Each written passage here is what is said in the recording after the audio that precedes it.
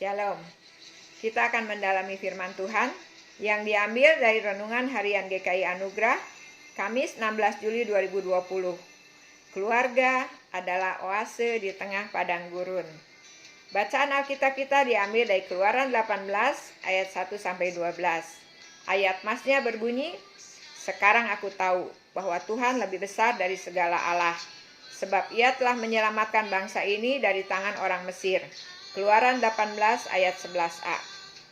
Sipora istri Musa adalah salah satu dari 7 putri Yitro, imam di Median. Musa tidak mengambil istri dari keturunan Abraham, karena 40 tahun pertama kehidupannya ia tinggal dalam lingkungan keluarga Firaun di Mesir. 40 tahun kedua dia tinggal di padang gurun di Midian. Menurut Flavius Josephus, sebelum lari dari Mesir, Musa menikah dengan seorang wanita Kusi, wanita Ethiopia berkulit hitam.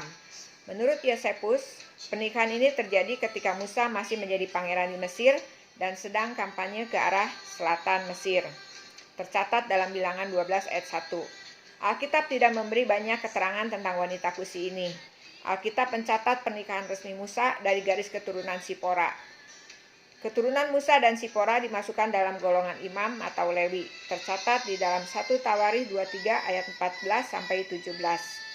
Keluaran 18 mencatat pertemuan kembali antara Musa dan Sipora yang diantar oleh ayahnya Yitro. Sipora menyertai Musa pada waktu Musa kembali ke Mesir untuk menjadi utusan Allah dalam misi membebaskan umat Israel. Lalu Musa menyuruh Sipora dan anak-anaknya pulang kembali ke orang tuanya di Midian. Menurut tafsiran, Sipora pulang kembali ke orang tuanya di Midian karena tugas berat Musa dalam memimpin perjalanan bangsa itu dan peperangan melawan Amalek. Berapa lama mereka berpisah?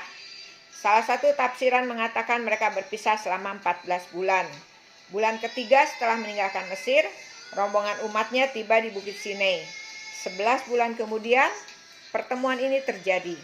Keluaran 18 adalah instruksi yang terjadi ketika rombongan akan meninggalkan Sinai dan akan memasuki padang Paran. Musa sudah menerima ke-10 firman Allah, dan Yitro sudah memberi nasihat untuk pengangkatan hakim-hakim dan mengadili persoalan-persoalan umat. Pertemuan keluarga ini memancarkan teladan relasi yang indah antar anggota keluarga yang terjalin harmonis dan memuliakan nama Tuhan. Sipora dan ayahnya Yitro sangat memahami panggilan dan tugas berat yang diemban Musa. Mereka tidak mengajukan komplain atau keluh kesah atas kesusahan yang harus mereka pikul akibat panggilan dan tugas Musa. Mungkin saja Sipora tahu gosip miring dari Miriam, kakak kandung Musa, yang pernah mempermasalahkan pernikahan Musa dengan wanita Kusi. Bilangan 12 ayat 1. Alkitab tidak mencatat Sipora terpengaruh dan ia menjadi ragu terhadap kesetiaan Musa pada masa keterpisahan yang cukup lama. Demikian juga Yitro tidak menyalahkan Musa karena tidak dapat memenuhi tugas sebagai kepala keluarga. Dalam pertemuan ini, sang menantu menyaksikan suka duka perjalanan pembebasan umat dan bagaimana Tuhan menyelamatkan mereka. Kita melihat Imam Midian Yitro beralih dari kepercayaan terhadap tradisi dan berhala kepada Allah di atas segala ilah, yang telah membuktikan kuasanya mengalahkan kuasa Firaun dan para dewa di Mesir. Pertemuan keluarga ini bagai oase di tengah padang gurun tandus yang dirayakan dengan kurban persembahan bagi Allah dan pesta perjamuan makan keluarga dengan para tua-tua Israel.